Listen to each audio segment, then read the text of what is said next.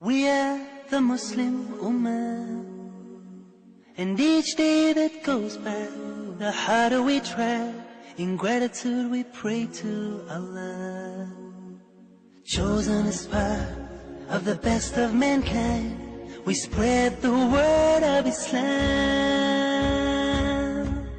Every difficulty faced in our lives makes us realize that it's just part of Allah's plan. Feeling stronger, we take it in our stride. Assalamu alaikum wa rahmatullahi wa barakatuh, and welcome to our 15th episode. 15th episode of our exciting journey that we started a while ago, going through our Islamic history, going through the history of this planet, mashallah.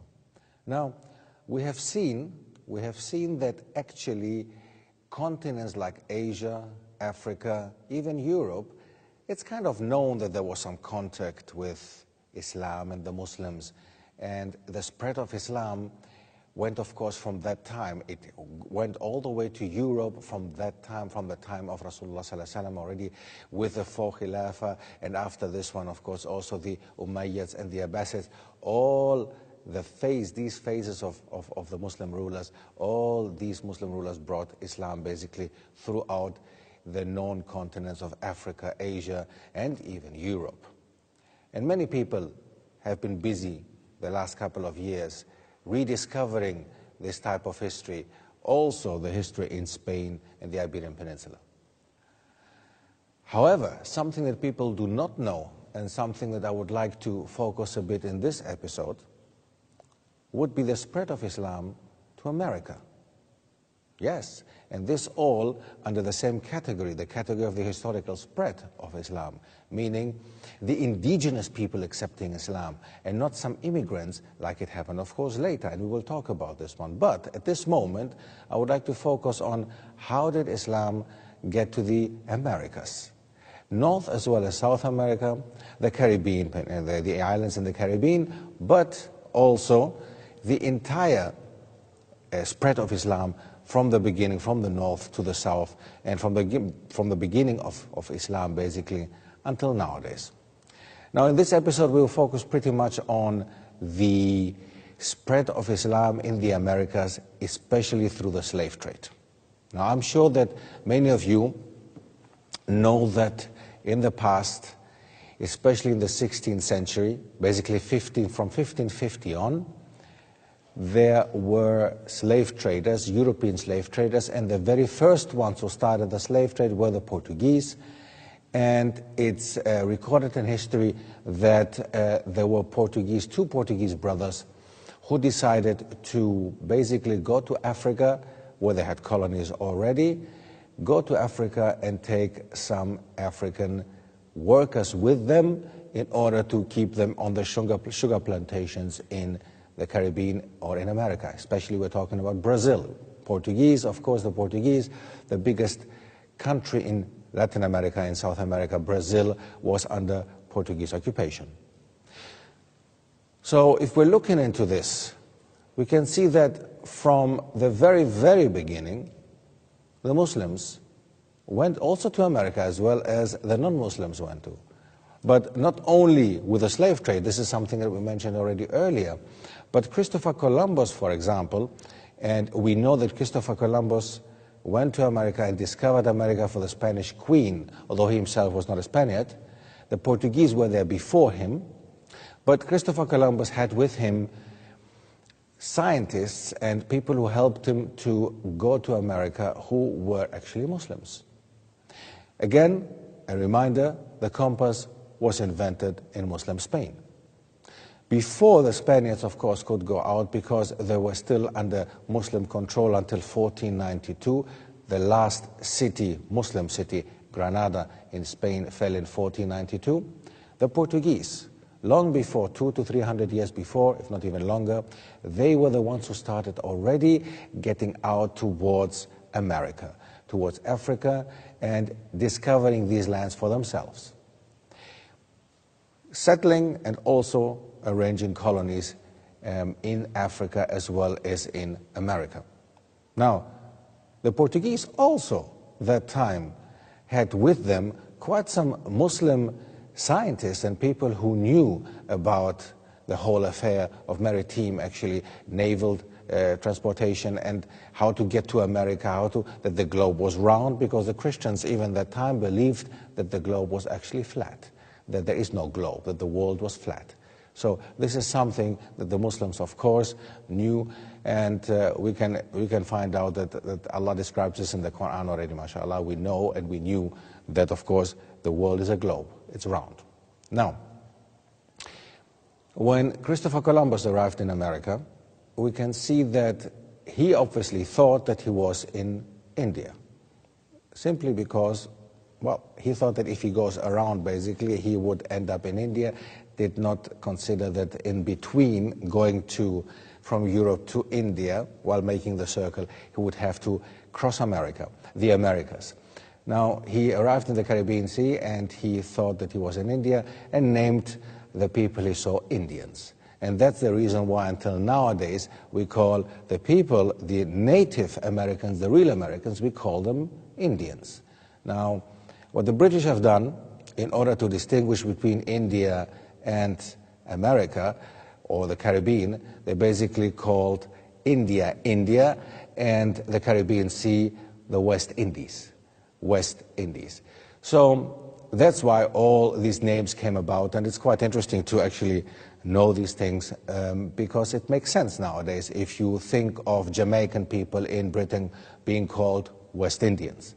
They have nothing to do with India, simply because they are in the West, from the West Indies, as the British named that part of the world at the time. Now, so when Christopher Columbus arrived in the Caribbean islands, in some of them, and discovered so-called the Americas for the Spanish Queen Isabella, the first thing that they did in Spain was to get rid of the Jewish and Muslim population in Spain, the ones who remained still, especially in the city of Granada, which was the last one to fall to the Christian king and queen. The Jews had to leave straight away or to face death, and most of them went to the Ottoman Empire, where the Ottoman Sultan received them gladly. Some of them went to Morocco, nowadays Morocco. That's the reason why there was quite a big Jewish community in Morocco and in North Africa.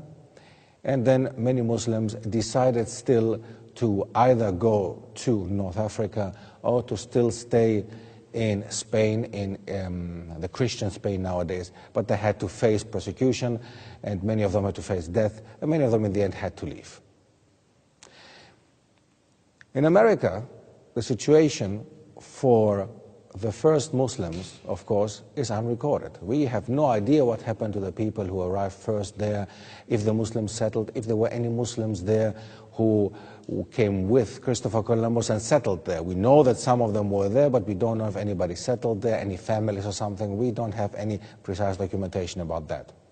But one thing that we also know, which is very important to mention here again, is that before Christopher Columbus arrived in America, there are documents that the Muslims had already been in America, as well as the Vikings had been already in America, and other nations or other people had already been to America. Now, what is known to us nowadays and what the history books tell us nowadays is simply that 1492, discovery of America. Discovery for whom? Discovery for the Europeans. It was there the whole time. The Native Americans did not have to be discovered by Christopher Columbus. They were not waiting for him. So let's just call it the way that actually reality is. So if we're looking into the slave trade that started in 1550, it's a very sad phase of our history. Not only the Islamic history, but the history, the world history in general. We have to understand that nothing like this ever happened before. Nothing like what we're going to see now ever happened in history before. Nobody ever went to another nation as an entire nation, even a continent, taking people from there, kidnapping people, and exporting them basically like cattle to another continent, and get them to work for them simply because they were too lazy to do it themselves. Now, when they first started the sugar plantations in America and the Americas, they had enough Native Americans, the Indians as we call them, the Native Americans, to work for them, because no European would do it themselves. You know, the Europeans were too good for themselves to do something like that. They felt like this at least. So they had Native Americans doing that for them, but they either died very fast due to the diseases that the Europeans brought with them, or they were too weak to do the work, or many of them, of course, refused to do this kind of work for somebody else. They realized that the African element, and in general it's a known and common fact that in Africa, you know, people are more robust in a way of they are more able to do hard work, and due to that reason, many people decided, including the church, the Catholic Church, they supported the idea of getting Africans from Africa to get them to do work in America. It's a very important thing what I'm saying here now. The Catholic Church, and again this is documented, there is nothing, this is not my opinion. So the Catholic Church at that time even issued documents saying that Africans are not on the same level like Europeans, that actually they are on the level of being animals. So for that reason, it was given they gave the Spaniards and the Portuguese the okay to start trading with Africans as if they were cattle. Next to the first crime committed like this already, the second one that was committed was the way that Africans were transported to America. They were not just put with having a daily meal on a boat and having a cruise to America. No, it was not at all like this. They all had to lie on the ground next to each other on a journey that took weeks, if not even months, and most of the times they were lucky if they would get anything to eat or to drink. So I would like you to imagine this. I would like you to sit down and just think of what I just said. Imagine the journey that time on a boat from Africa to America, how long it took, and the circumstances that the African slaves had to go through. And we'll talk about it after the break. Assalamu alaikum. We are the Muslim Ummah, and each day that goes by, the harder we try. In gratitude we pray to Allah.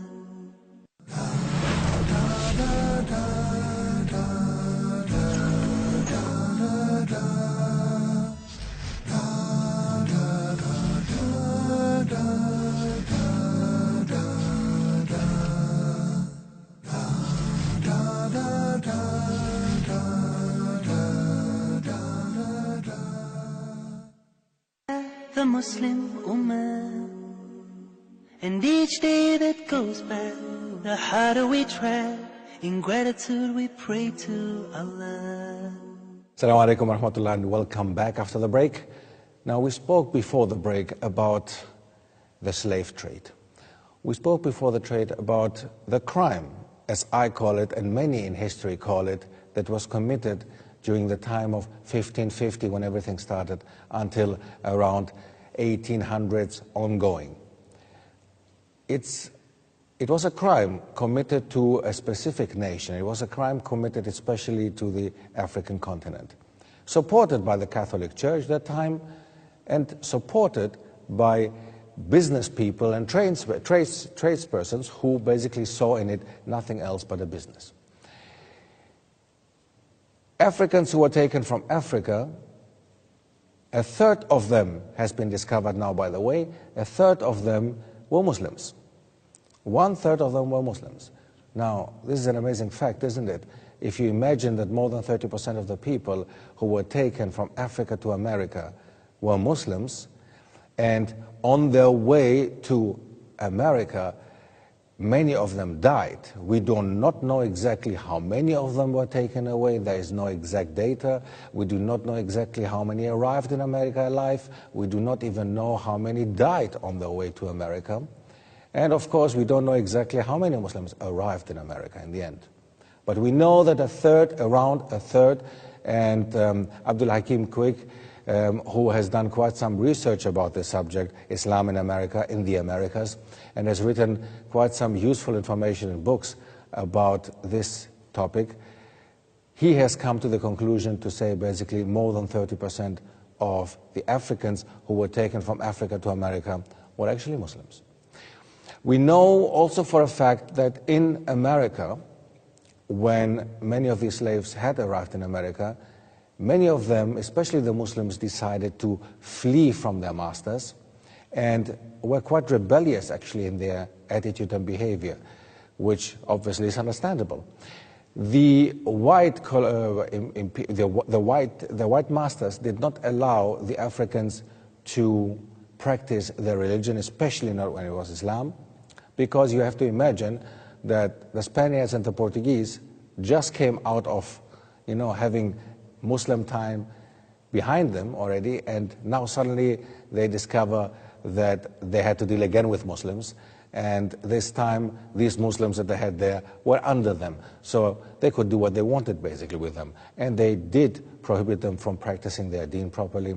But still, we have documents. We know that many of the Africans who fled, who left the plantations, many of them were even able to read and write. And that's how most of the Muslims, actually, most of the African Muslims were the ones who could read and write. And even there were treaties found in North America, treaties found between the Europeans and Muslim Africans who had fled the plantations, who had established own societies already at that time. And there were treaties found between them and the Europeans to basically starting with Bismillahir Rahmanir Rahim. Amazing, isn't it? If you just imagine that Islam was present during the time that basically we're talking about the 16th century, we're talking about the 17th century, and people were aware of Islam that time already, mashallah. Now, not of course a very negative, positive thing to think about. It's quite a negative thing to think that it came to America through slavery, and the first Muslims in that way were actually slaves, African slaves. But positive again is to see that how developed Islam made a person. The Muslims who arrived in America, the African Muslims, could read and write, most of them. Many of them were very educated people. Many of them knew the Quran. There were people who were Hafiz Quran. They knew the Quran by heart.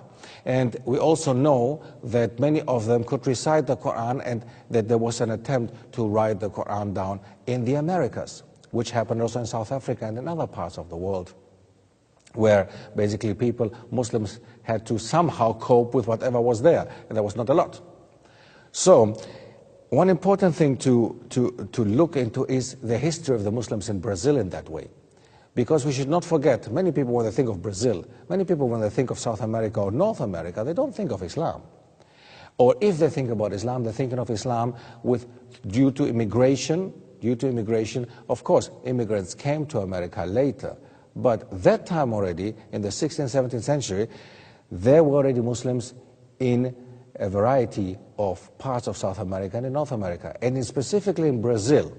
Brazil was the country which obtained 37% of all African slaves. 37% passed through Brazil.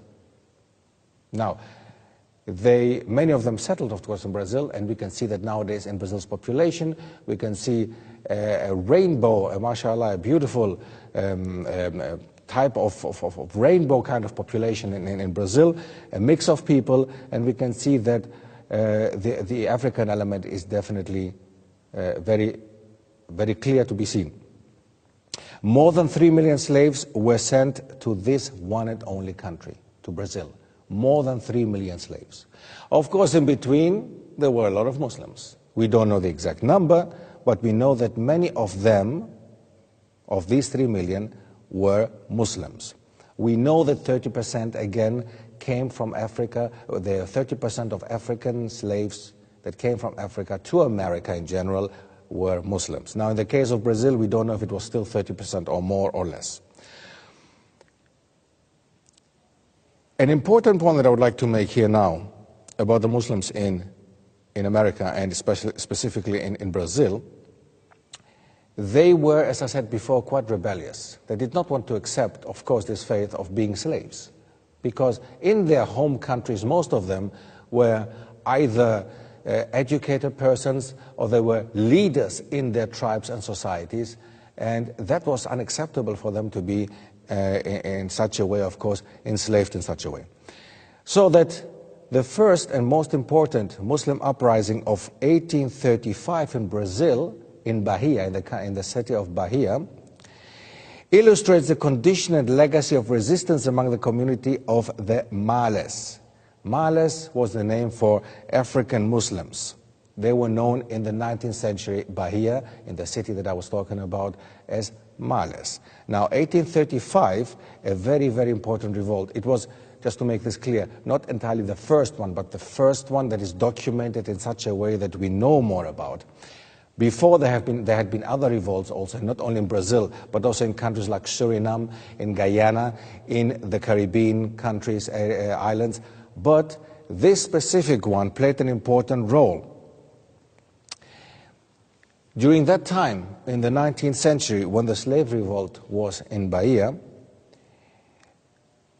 people have discovered nowadays that the African slaves did not just come from one specific tribe or one specific area of Africa.